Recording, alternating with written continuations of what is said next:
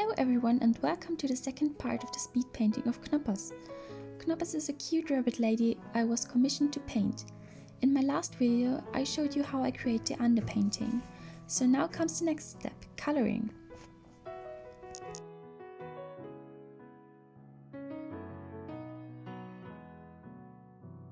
The coloring process is probably the most fun part for me. Though I like the underpainting as well, and there are certainly stages in the coloring process where I think I've just ruined the whole painting. But what helps then is experience and trust in my own abilities to make it all work out in the end. But that can be difficult sometimes.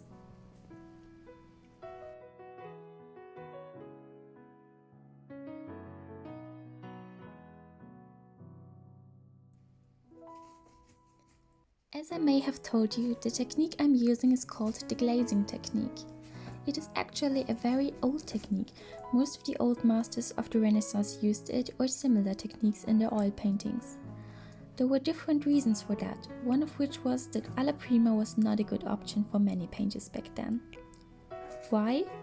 Now, see that there were no art supply stores, no conveniently purchasable tubs of paint, no small labeled bottles of medium.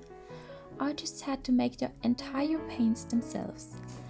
They could buy the pigments already smashed into fine dust if they were lucky, but they had to put everything together, cook the medium themselves, yes they really cooked it, and most importantly they had to find recipes for mediums and paints that worked out. Most artists would keep the paint recipes as a secret from others, so that really was an issue. And of course, getting the recipe wrong was nothing like getting the recipe for a cake wrong. In fact, small mistakes could lead to severe consequences in the durability of the painting. Some paintings would yellow with time, some would crumble, and some would even turn black with time, depending on the composition of the medium.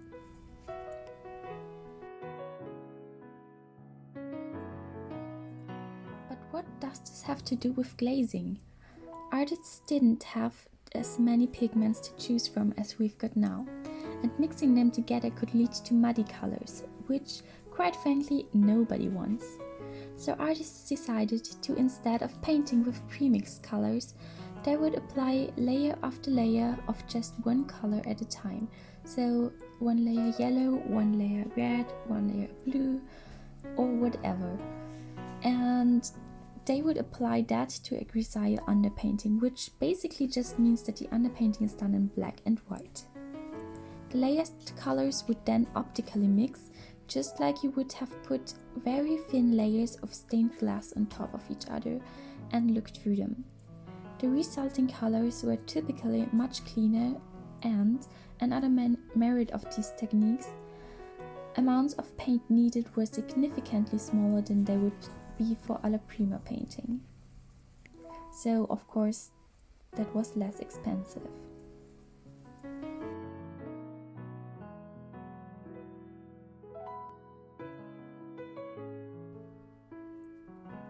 That's just a bunch of positive aspects of glazing. There are some more and also a couple of drawbacks. However, what I love so much about glazing is that it gives the stained glass effect I've been talking about.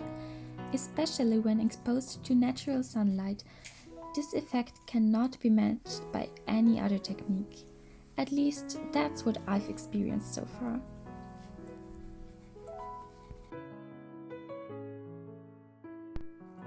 I will probably venture some more into the benefits of glazing and also the drawbacks, because yes, there are some in a future voiceover, but for this video I want you to understand how it works. We have heard now that we need an underpainting first, and then that this one is most likely kept on black and white. Afterwards, we apply layers of color. But take care, not every color will achieve the same effect. And I don't mean the distinction between red and blue, I mean the difference between different sorts of red, if you will.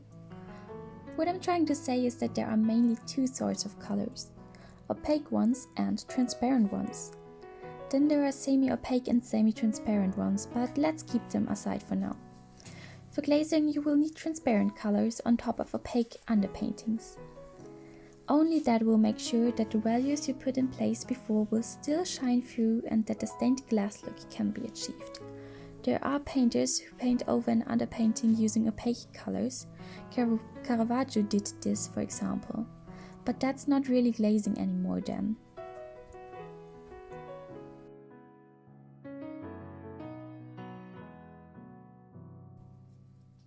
Now I need to make a confession. I don't stick to the rules all the time. I use transparent colors most of the time because they simply look gorgeous, but I will work with opaque or semi-opaque ones as well when it fits the painting, because honestly, don't stick to the rules if they don't fit.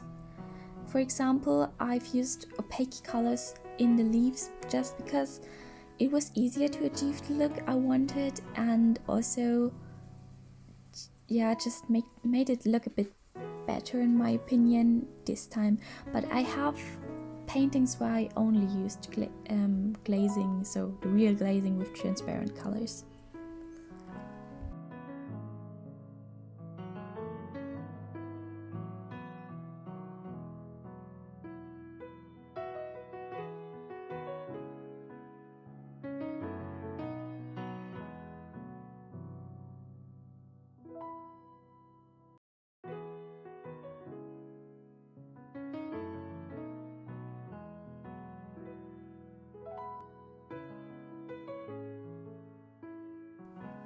Before we are out of time soon, just a small note in case you wonder. I reworked Knopper's eye in the end and it didn't film that part, so you're just going to see a photo of how she looked in the end. Her owner and I decided to change her eye because she didn't have her typical, somewhat dreamy and very cute expression in the reference image I used. So we compared the reference image to other photos of her and decided on how we are gonna put it, and I think we achieved a quite good result in the end. I hope you have enjoyed the speed painting. If you did, or even if you did not, I'd be grateful for feedback on what I could improve next time, or I don't know, perhaps even ideas on what I should talk about in the voiceover, or if you'd rather have only music. Have a nice day, bye!